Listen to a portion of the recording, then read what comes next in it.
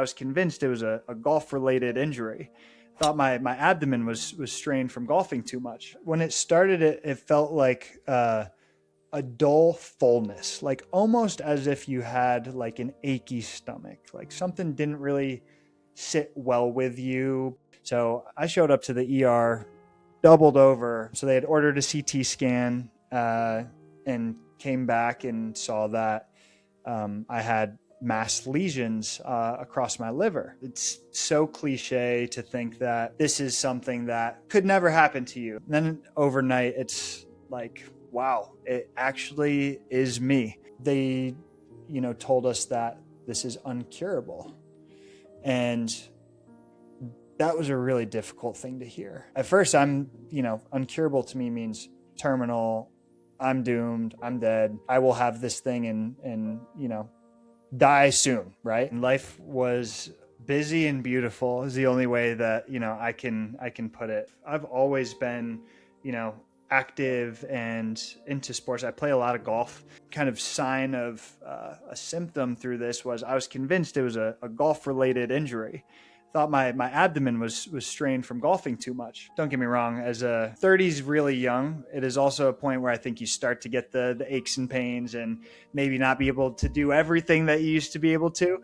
But like very healthy, active, never any thought that I could even be a candidate for a crazy left field diagnosis. I guess nobody ever does, right? I had just gotten back maybe the week before from one of my close friends' bachelor trips. And it was a golf trip where, we golfed 4 rounds in 3 days. And I had gotten back and started to feel this kind of dull, achy pain in my upper abdomen area. I was fully convinced it was an intercostal muscle strain. So I really didn't think anything of it. I think at one point my wife just got sick of me talking about it and not doing anything about it. And she was like, look, you need to go to the doctor. Ended up going to an urgent care, and it was, I think a Wednesday after work. They were maybe 30 minutes from closing. And I just figured I'd go in, check the box. They'd tell me it was fine, and then I'd leave. And that's exactly what happened. They had me in and out of there in maybe 5 minutes flat. They're like, oh, you're upright. You sound good. You're, not keeled over. Go ahead. You're fine. Go follow up with your primary care in a couple of days if it doesn't resolve. And then over the next 48 hours, it just kept getting worse throughout that day. That night, just could not sleep at all. I was up all night and almost went to the ER that evening, but decided to wait it out to the next morning, and then went to the hospital the next morning. And of course, we live in this era of access to information. And at that point, I had ruled out, golf muscle strain because it was clearly something a bit, more serious. But I was fully convinced that I had just like a gallbladder issue. Like, okay, I need to get my gallbladder out. That's why I'm having this abdominal pain. All the symptoms match up.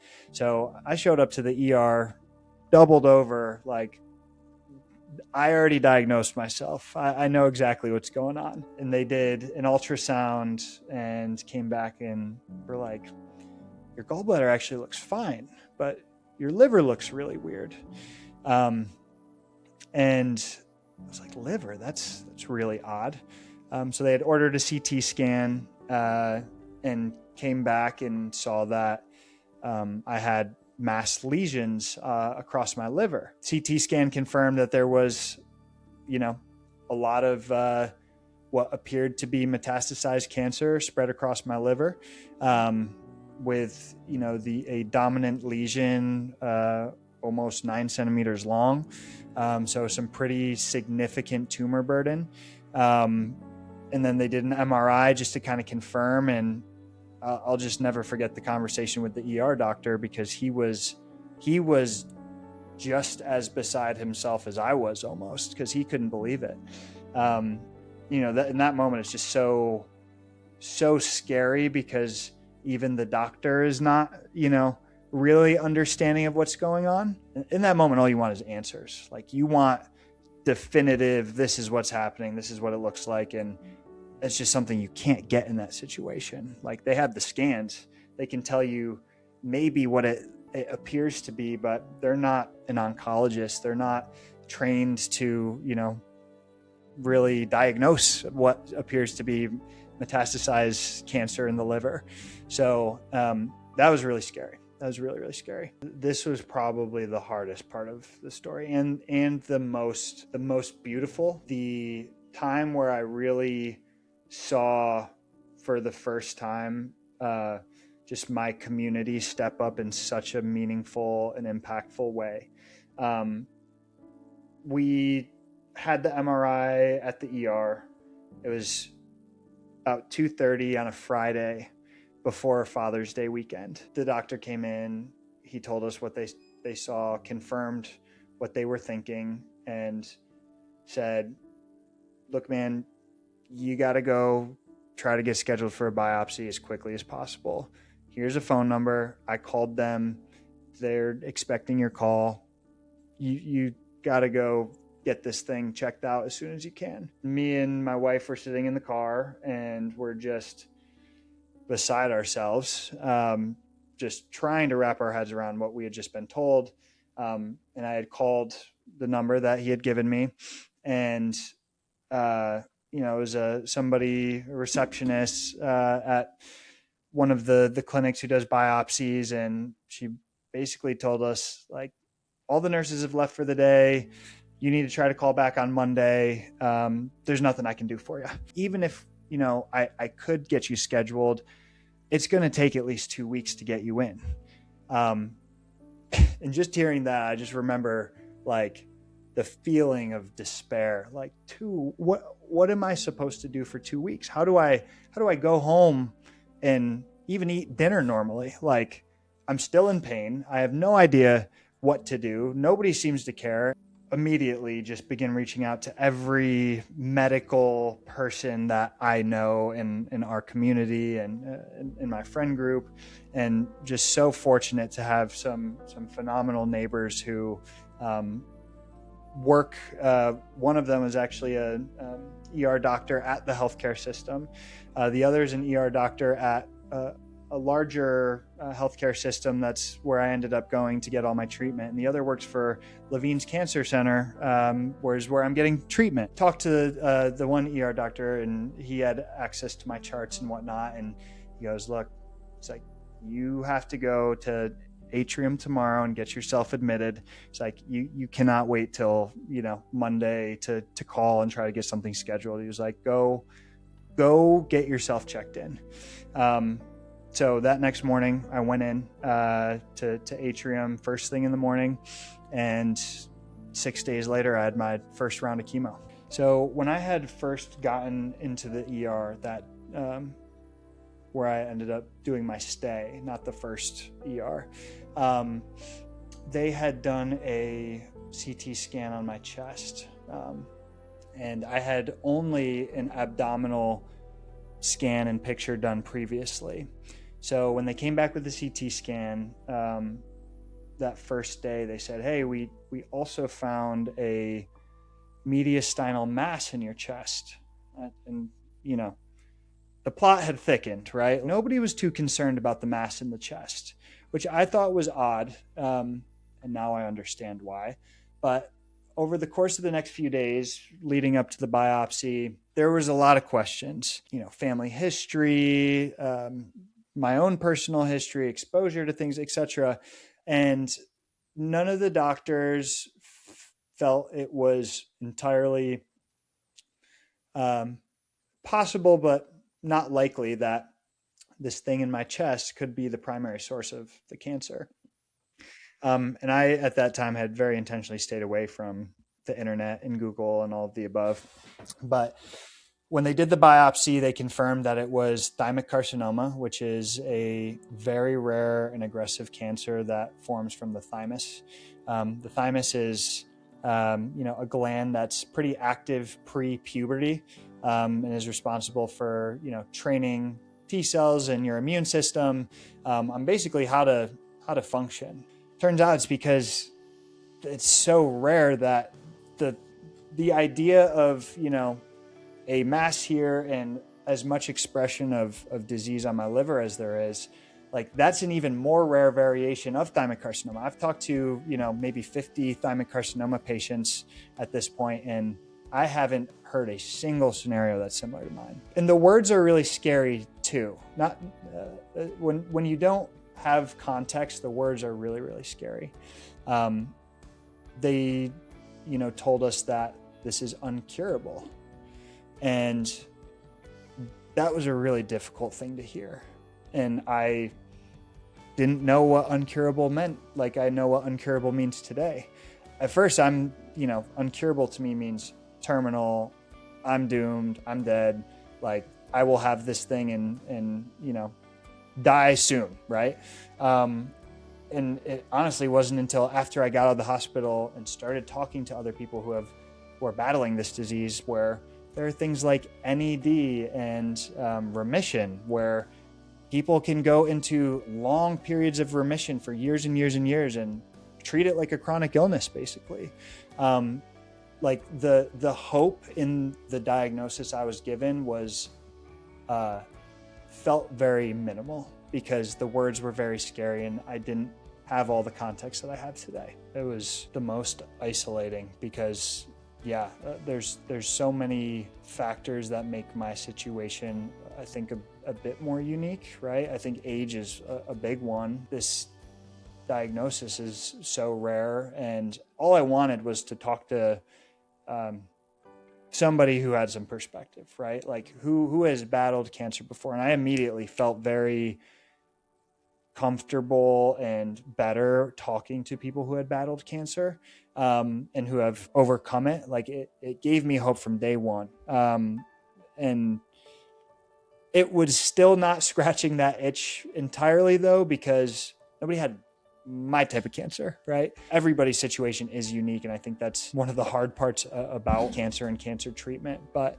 it was really tough, and I think the one kind of turning point in this journey was actually finding the Thymic Carcinoma Facebook group, who it's just filled with so many people who have either gone through it, are going through it, or have a loved one in this situation. And man, finding that group and talking to the admin of the group, who's also the founder of the thymiccarcinoma.org nonprofit. And he was the first person I talked to, and he's like, I'm on year 14 of battling thymic carcinoma. He was like, I was part of the first clinical trials even offered in the US for this disease. And I'm like, 14 years, wait a second. You're still here and you're still kicking? Wow. Like that in itself was, just this epiphany that I had, where it's like, all right, there's a lot of fight to be had here. You're not down for the count by any means. That has been the number one focus over the last, few weeks, as we've kind of gotten into the groove of, treatment. And I'm not going to say the dust has settled, because it absolutely has not, but we've been able to focus more on, setting myself up for success. And I've been incredibly fortunate to be local to Levine's Cancer Center. It's a rare disease, and there's only so many cases to see and treat of this annually. So immediately the thought was, well, we need to go wherever they treat this at the highest volume, right? And that's what we set out to do.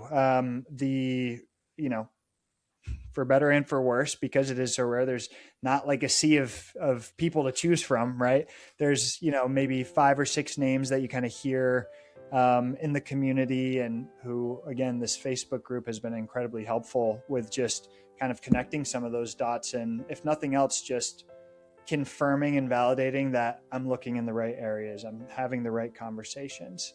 So we're actually going up to New York City for a new provider visit at Sloan Kettering to get seen there.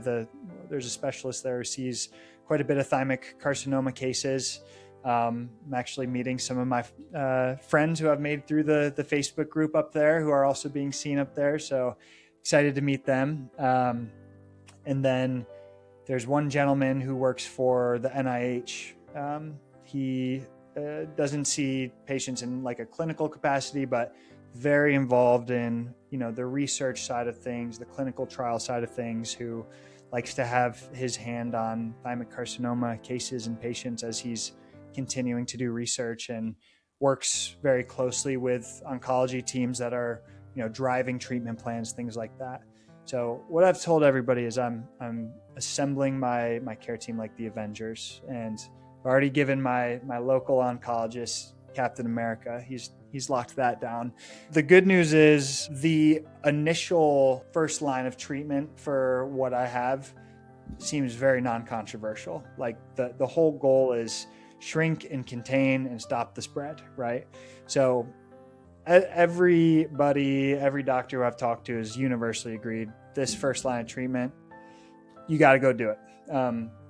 So that gives me a lot of comfort and a lot of, I don't want to say time, but I know what the immediate plan is. From there, it depends on how I respond, right? It could be some type of, surgery or, resection to the liver, or, there's so many options, and a lot of it just depends on, how the initial chemotherapy treatment works. One of the, the first kind of big win that we've gotten in all of this is my liver enzymes. Since the day I was initially, checked into to the ER, were very high. They're very elevated. Showed my liver was angry. Since starting treatment, those have trended down, and as of my last labs last week, are for the first time in the green since all of this has started. So they're all in a acceptable, not high or elevated territory, and look like good normal labs from a otherwise normally healthy person. So that was super great news, and doctor thinks it's good early indication that I'm responding to treatment. Want the nice effect? You can come this way. The second my barber, who I've been going to for 5 years or so at this point, the moment he found out about what was going on, he was like, just let me know whenever you're ready to chop it off, and I'm there. I'll be there. 3-1. This is crazy. This is the JB. Oh yeah, this is it. Come on, Kelsey vibes. This is the vintage Travis Kelsey vibe. So I thought I was in the clear because we were on day 15, 16 of the first cycle, and still had a full head of hair. Thought that, maybe, I'm an anomaly like I have been throughout the rest of this. And then just overnight, just clumps, hands full of hair. And it was something that I was, mentally ready for, and knew that it was very real possibility that it would all go quickly. And, as much as you can control in this, you have to. So didn't want to wait another day of pulling hair out and just the reminder of, something's happening to me right now.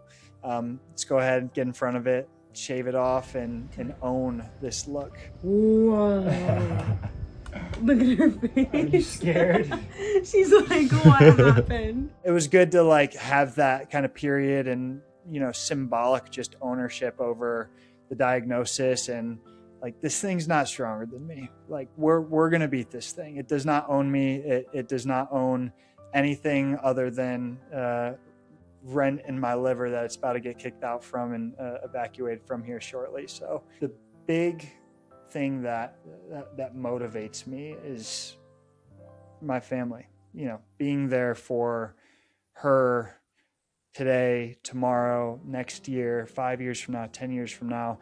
My mother passed away when I was in high school, and I know what that, how that kind of impacts you growing up, and, having stability in family and how important that is. And every day I'm motivated to give that to her and to fight so that I can be here for her and for her future. And then same with my wife. I mean, she's been through more than, anybody at this point. And I tell her every day, I know this has probably got to be harder for you than it is for me, right? I feel yes, I am unfortunately in a position where I need to lean on my family in a very heavy way right now, and on my community in a very heavy way. But at the end of the day, I feel so inspired to show up for them every day, because they're the ones who deserve it and who need it. I think as men and as fathers, it's very easy to want to be the one who carries the world on our backs and who climbs up the mountain and doesn't need to ask for help. But you need to lean on your community and your family. I want to motivate people like me to listen to their body, right? A stage 1 diagnosis is a lot more treatable than a stage 4 diagnosis. So I think that first and foremost, I think that's table stakes. But secondly, and there's so many phenomenal organizations out there that do this, and it all like makes sense to me now, where, you know, just the programs available for people going through something like this, whether it's, you know, money and you know, funding for treatment, or, you know, rides to therapies or things like that, or just being there and showing up for people. I don't know what it looks like yet, but I just know that the way that my community has showed up for me now has taken such an extreme burden off of my family, and I need to give that back somehow. I need to, you know, be able to provide that for others, because it goes such a long way, and I don't even think people realize how far even a simple check-in goes, right? And that's what I want to give back.